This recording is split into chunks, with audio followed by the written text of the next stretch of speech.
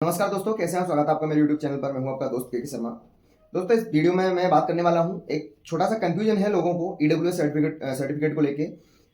लोगों को ऐसा लग रहा है कि क्या हमको फिजिकल देने देंगे या नहीं देंगे। उनसे छोटी सी गलतियां हुई हैं और कुछ लोगों का जो शुरुआत में जो कंफ्यूजन था कि हमारे पास अगर ईडब्ल्यूएस सर्टिफिकेट नहीं है, अगर हमने संशोधन तिथि तक बनवा के ईडब्ल्यूएस सर्टिफिकेट अगर अपडेट करा दिया है तो क्या हम एलिजिबल हैं या नहीं है, हमको डॉक्यूमेंट वेरिफिकेशन में फेल तो नहीं कर दिया जाएगा, हमको फिजिकल देने दिया जाएगा या नहीं देने दिया जाएगा। तो इन सब बातों पर इस वीडियो में मैं बात करने वाला हूं। तो पहली बात तो ये है कि आपने अगर फर्स्ट टाइम जब आपने फॉर्म फिल किया था तब आपके पास ईडब्ल्यूएस सर्टिफिकेट होना जरूरी था, ऐसा मैंडेटरी था, क्योंकि उसमें स्कैन होकर ईडब्ल्यूएस सर्टिफिकेट लगाया गया था। उनके लिए तो कोई टेंशन वाली बात है नहीं है, जिनके पास ऑलरेडी ईडब्ल्यूएस सर्टिफिकेट था और अब उन्होंने नया बनवा लिया है, रिन्यू करवाने डाल दिया है। तो चाहे आप पुराना वाला सर्टिफिकेट दिखा दो, चाहे आप नया वाला सर्टिफिकेट दिखा दो, पुराना वाला भी जरूरी है। ऐसा नहीं कि आपने अगर पुराना वाला खो दिया है तो आपको उसकी आवश्यकता नहीं है। कहीं ना कहीं आपके पास कोई भी कॉपी या ओरिजिनल आपके पास होना चाहिए, वो भी जरूरी है। और जो नया आपने रिन्यू कराया है नए फाइनेंशियल ईयर का, वो भी आपके पास होना बहुत ही जरूरी है। वो एक बार के लिए लगे या ना लगे, पुराना वाला आवश्यक है, वो लगना ही लगना है, ठीक है ना।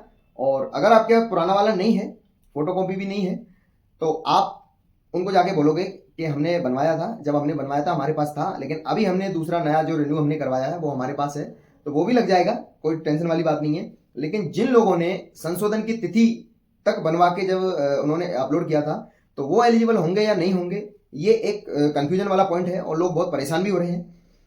तो इसमें क्या है, अगर मान लीजिए संशोधन की तिथि अगर आपके पास पहले नहीं था, जब उन्होंने पहले फॉर्म फिल करवाया आपके पास ईडब्ल्यूएस सर्टिफिकेट नहीं था, आपने जनरल से फॉर्म फिल कर दिया, लेकिन जब बाद में जब संशोधन हुआ, संशोधन में आपने ईडब्ल्यूएस सर्टिफिकेट आपका बन गया, मान लीजिए 10-15 दिन में आपका ईडब्ल्यूएस सर्टिफिकेट बन गया। अगर आपके पास उस समय ईडब्ल्यूएस सर्टिफिकेट था जब आपने फॉर्म में संशोधन किया और आपने कैटेगरी भी चेंज की, जिसमें कि आपने जनरल की जगह ईडब्ल्यूएस सेलेक्ट किया और आपने स्कैन करके वो सर्टिफिकेट अपलोड कर दिया, तो वो भी मान्य है। ऐसा नहीं है कि वो मान्य नहीं होगा। 90% जिन लोगों ने ऐसा किया है वो कंफ्यूजन में ही है कि हमको फेल कर दिया जाएगा, हमको फिजिकल नहीं देने देंगे, हमको डॉक्यूमेंट वेरिफिकेशन में ही निकाल दिया जाएगा। तो वो लोग फेल नहीं होने वाले हैं, पास होंगे 100%।